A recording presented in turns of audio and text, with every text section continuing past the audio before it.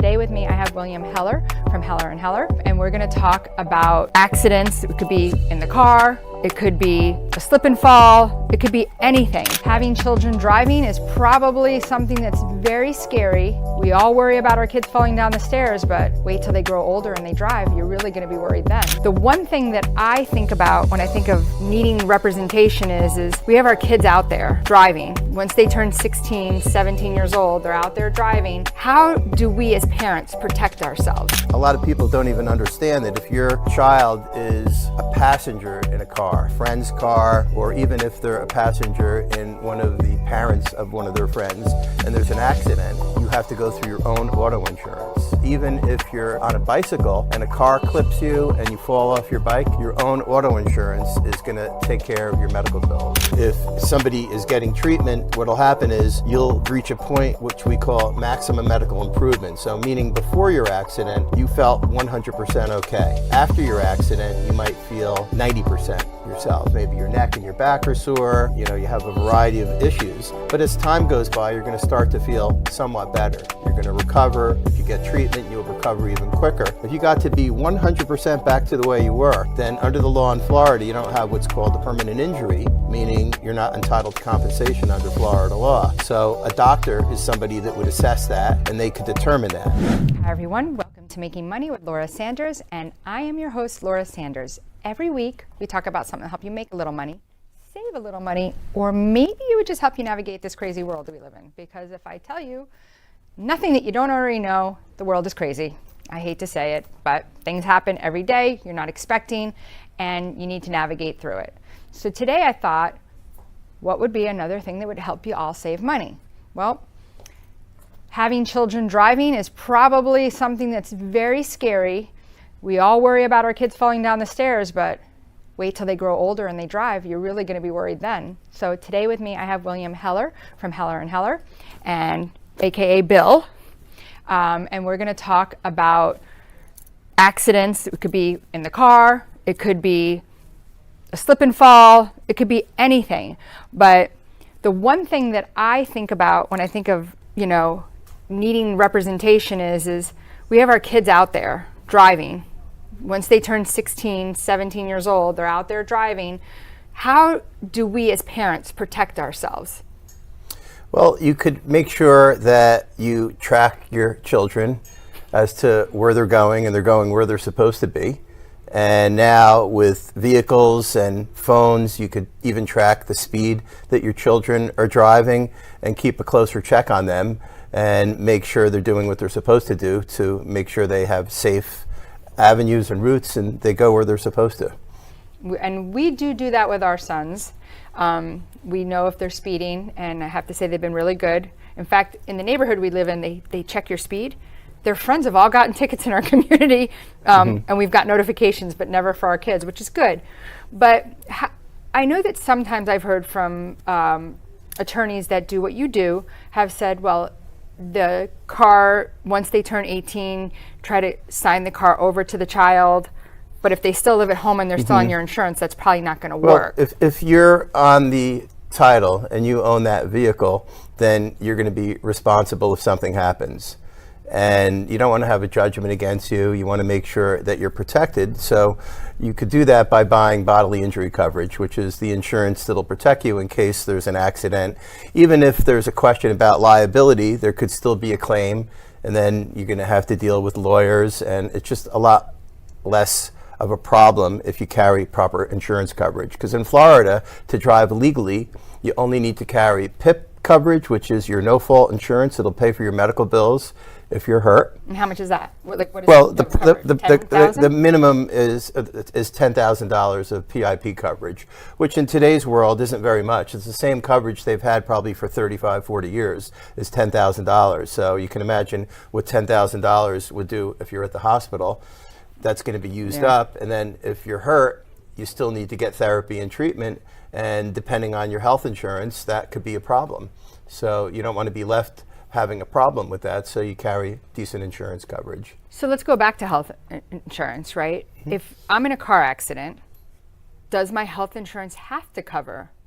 Well, under the law, your PIP, or your no-fault insurance, is primary. So even if you don't want to go through. Like a common thing that I'll see is someone is in an accident and maybe their child was in the car and they're hurt and they're afraid to go through their auto insurance, so they'd rather go through their health insurance. That's not proper, and it's a requirement that PIP is primary. So a lot of people don't even understand that if your child is a passenger in a car, a friend's car, or even if they're a passenger in one of the parents of one of their friends, and there's an accident, you have to go through your own auto insurance. As a matter of fact, wow. I think people would be surprised to learn that even if you're on a bicycle and a car clips you and you fall off your bike, your own auto insurance is going to take care of your medical bills. And a lot of people are surprised that that's how that works. Okay, so if you're on a bicycle, your auto insurance would... Only if it involves a motor vehicle. Okay. If you hit a curb and you fall, then it certainly doesn't involve your auto insurance. You're just SOL. You better have good health insurance or be careful, wear a helmet. So, okay, so there's a lot of things going on here. So we're talking about health insurance, and you need to obviously, because I know that I had gotten into a car accident, and of course, she stopped in the middle of the road. I hit her from behind, very little. There was no damage really to her car, so yet she's hurt. She's hurt, you know, in quotations, right? So they keep sending me letters asking me if I have any additional coverage.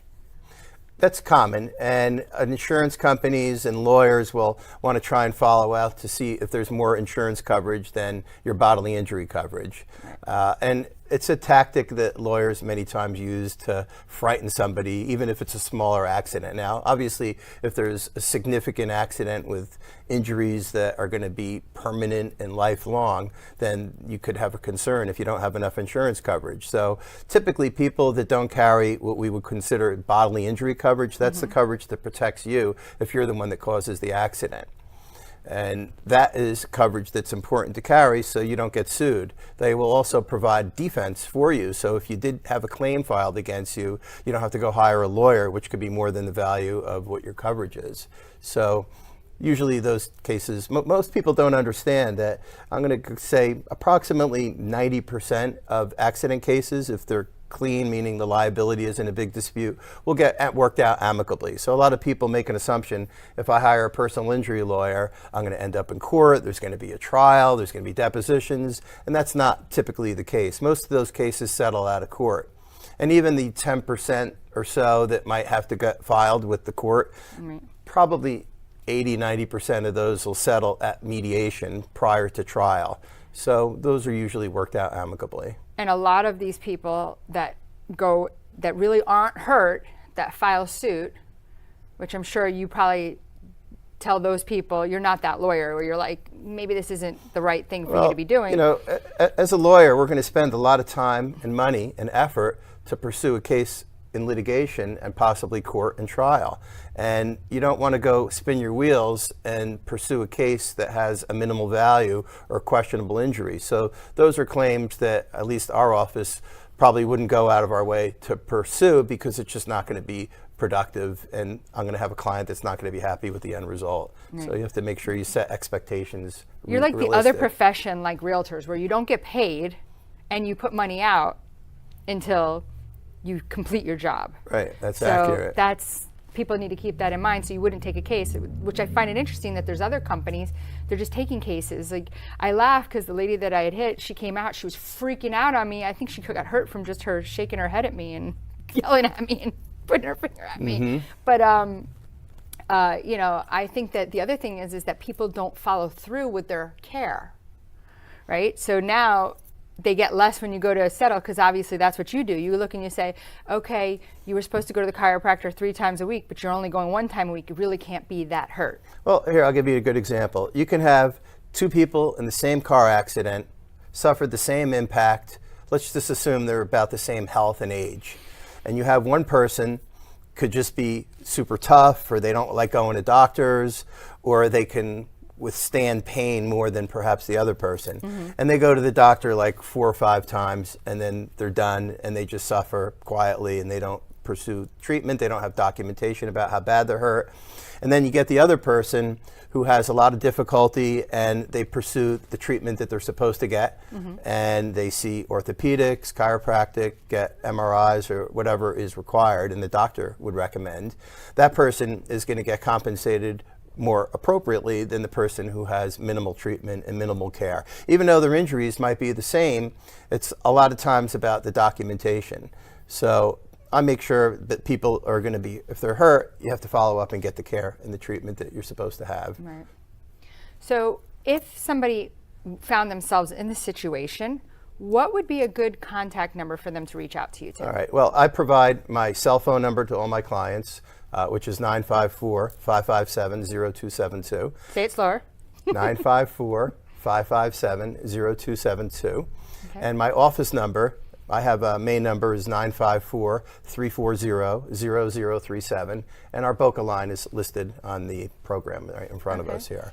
And if you didn't hear any of that, you can always reach out to me and I can connect you to Bill at 954-650-0827. So the program's called Making Money with Laura Sanders, and I'm a realtor, so I'm always looking for people that are looking to buy and sell, but I'm also looking to give information because, you know, listen, sometimes we have clients that we're in the middle of selling their home, they've gotten hurt, they need a recommendation, and I find that after all these years of doing this, people ask me all the time, like, do you know who I can call because of this? And what I just recently had a friend get in an accident and she called a big company and I was like, don't do that because you're never going to hear from them again. And you're really just a number. You're not a person. If if a firm has 1,000 cases, you know, and obviously there's different lawyers even with these giant firms, you know, you're not necessarily getting that specific lawyer that you expect that you're getting. Right. If you hire our firm, you're getting me. I'm the one that's going to call. I'm going to provide contact information. If someone needs to text me or email me weekends or what have you, I'm going to be on it right away. But I did want to bring up an important point regarding an auto accident claim. A lot of times I get calls from people that they were in an accident and they think it maybe wasn't that bad, or the person says, I don't want my insurance to go up. They're really very nice. I'm on my way to church. I mean, I've heard everything. And then after they don't call the police and they provide the bill to get their car repaired, the person suddenly changes gears and now that you don't have a police report, there's no documentation, and you have one word against another. So it's important, especially if you didn't cause the accident, to get the police to come out, get a report taken, and do it properly. Now, if the other person wants to pay to fix your car directly, then that's fine. But you want to have that backup coverage to make sure you're taken care of. Yeah, so we're going to go to commercial break, but when we come back, we're going to talk about why you definitely want to get a police report, because it's just not just more than wanting to have the claim paid. It could be much more serious than that. So we're going to go to commercial break, and when we come back, we're going to talk about why you should definitely be calling the cops, no matter what. All roads lead home with Fairway Home Mortgage. When it comes to home financing, who you work with matters. At Fairway Home Mortgage, we combine the strength of a national lender with the care and accessibility of local mortgage experts. We offer a wide range of home financing solutions, personalized guidance, and a streamlined process designed to keep things simple, from application to closing. Because at Fairway, home isn't just what we finance, it's what drives everything we do. Connect with Cliff Bernstein, Branch Manager, NMLS number 7853 at 561-213-6852 to see what your options are today. Company NMLS number 2289. This is not an offer to enter into an agreement. Not all customers will qualify. Subject to underwriting approval, other terms and conditions may apply. Equal housing opportunity. Loan Officer NMLS number 7853. At JK Closing Attorneys, we do all of the same things that a title company does, but with the benefits of being a law office. We can help with residential real estate, short sales, commercial real estate, refinances, 1031 exchanges, and FIRPTA withholding. Contact JK Closing Attorneys today at 954-332-3111. Again, that is 954-332-3111. Priority One Credit Union of Florida is a welcoming credit union that makes your financial success our #1 priority.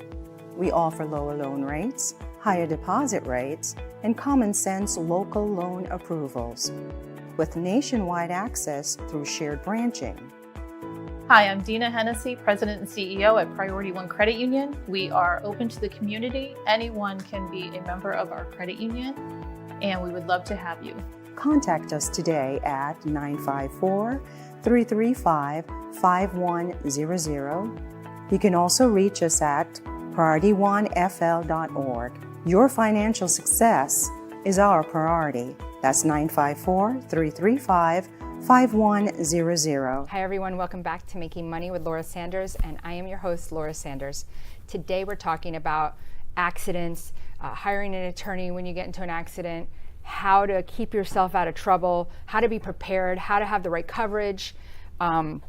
There's just so many things. And so again, when we talk about this show and Making Money with Laura Sanders, my fellow realtors watch and listen to my show, and I want to make sure that you're covered appropriately. And if you're not, or something happens to you, I want to make sure you have the right person to give a call to. So I'm here today with William Heller from Heller & Heller Associates, aka Bill.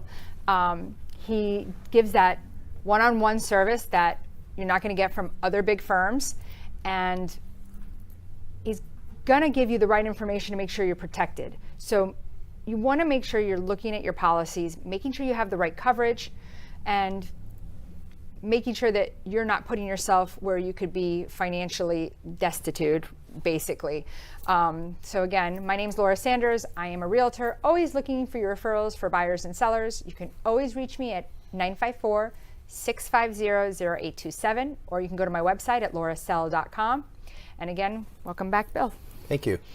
So before we went to commercial break, I told everybody, well, when we come back, we're going to talk about why you really should be calling the cops. It's not about getting coverage.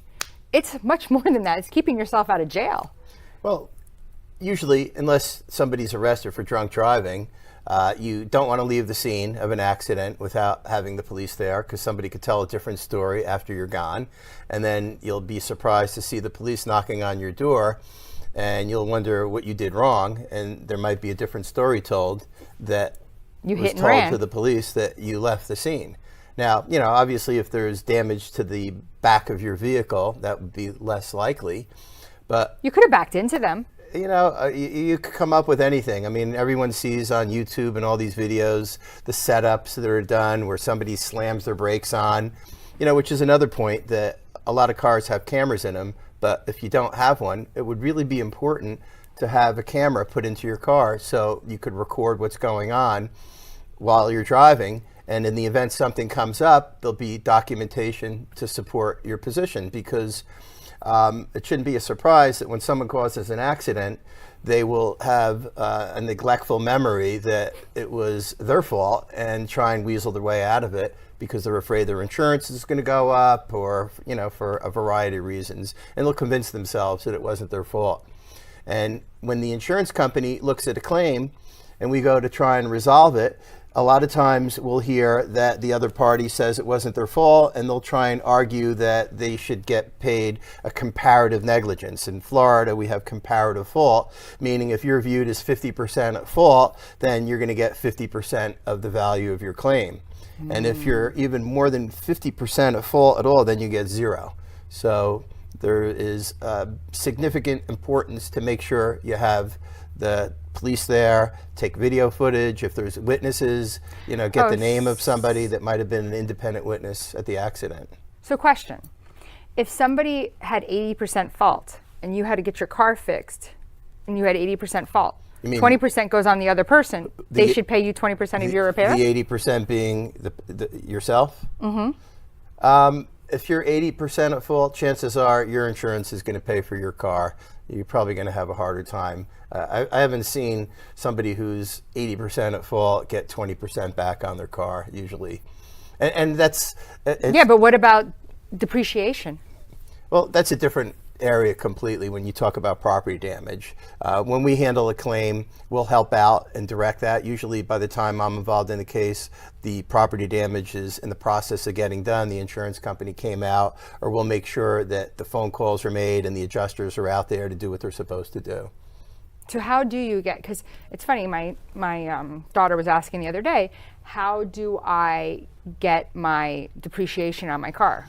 Well, there's a claim, it's called the diminished value claim, but those claims are usually going to be a case where A, you own your car, and there has to be a significant value for it, because those are cases that are taken on a contingency for whatever you could get for the difference of the vehicle. So if you drive a car out of the lot and it has, 500 miles on it, and somebody causes you $15,000 of damage to your $65,000 car, now when you go to sell the car down the road, it's going to have a mark on it that your blue book value or what have you is going to be significantly less. So there's a negotiation that's involved that I'm not an expert at, but there is an assessment on that. My expertise is determining the injuries for people. So if somebody is getting treatment, what'll happen is you'll reach a point which we call maximum medical improvement. So meaning before your accident, you felt 100% okay. After your accident, you might feel 90% yourself. Maybe your neck and your back are sore, you have a variety of issues. But as time goes by, you're going to start to feel somewhat better. You're going to recover. If you get treatment, you'll recover even quicker. If you got to be 100% back to the way you were, then under the law in Florida, you don't have what's called a permanent injury, meaning you're not entitled to compensation under Florida law. So a doctor is somebody that would assess that, and they could determine that. So a lot of those things might be obvious, like if somebody comes into my office and they have a sling, they're at a broken bone, or they have stitches, or the airbags went off and there's burn marks, those are things that are going to be permanent. But when you have what we would consider a soft tissue or whiplash injury, those are injuries many times that are more significant. Your neck and back are tight, you have difficulty turning. If you go to pull out of your driveway, you can't look past, to your left, and I'm, making a short turn, if, for radio purposes. Right. Then those are going to be injuries that could be permanent as well, but you need a doctor to be able to assess that. And we get a final report from the doctors that determines what's going on. And part of that is when you're finished with your treatment, then we could submit a demand to the insurance company and negotiate a settlement. So is that something that people do hire you for specifically, though, for like diminished value? I don't handle diminished value cases. So who does that? There's several lawyers that I've worked with that will take those, but again, there has to be a narrow area of the value of the car has to be significant, and they have to own it. They can't be leased vehicles. Those are things that would be different. There's going to be. Correct me if I'm wrong, but I felt like if your vehicle is leased and you get in an accident, they don't ever come back to you for diminished value.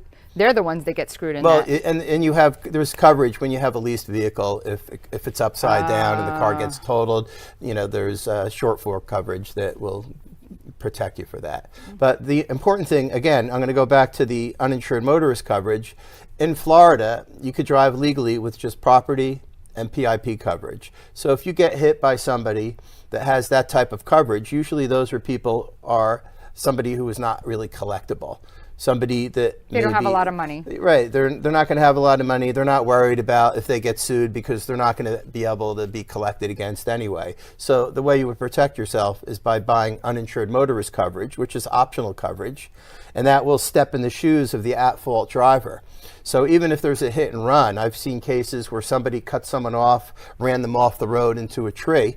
You have no idea. It happens at nighttime. You don't know what the car was. They're gone. And there you are, banged up. Your car is a wreck. You could pursue an uninsured motorist claim against your own insurance, and they will protect you.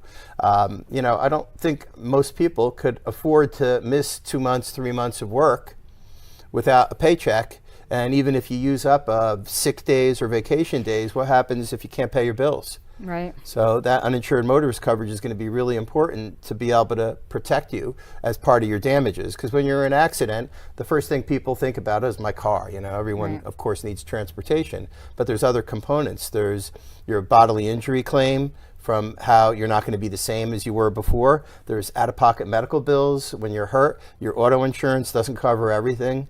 And if you have an excessive medical bills, then there's going to be out-of-pockets that are going to be even higher. You have wage losses, you have to provide that for realtors. If you can't drive around and show people homes for a month, do the math on what kind of money you might lose on that. And then there could be future wage losses. Let's say you have a gentleman that lays tile for a living, physical demanding work, and they have a serious back problem, or they need surgery, or they need injections. They can't do their job. How do they support their family? You have to have proper coverage. So we're getting ready to run out of time. So to summarize it, what coverage do you recommend realtors have? Just because, my fellow realtors listen to this. Again, I would recommend a minimum of $100,000, $300,000 of coverage, meaning $100,000 per accident, $300,000 per claim. That means if there's 3 people in your car, each person could have an option to collect $100,000. There's more involved in this. It's not just a simple 2-minute conversation. Right. But if anyone has any questions about the coverages, you could talk to your insurance agent, or feel free to give me a ring, and I'll be happy to give some direction on that. Okay. And a good contact number again for you is? 954-340-0037 or 954-557-0272. I've been doing this for 36 years and would welcome the opportunity to give anyone direction and help, so appreciate it. All right.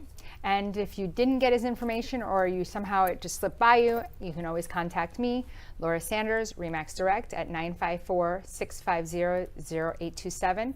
Again, you can always check out my website as well at laurasell.com. And like always, thank you so much for listening and watching Making Money with Laura Sanders. Till next time.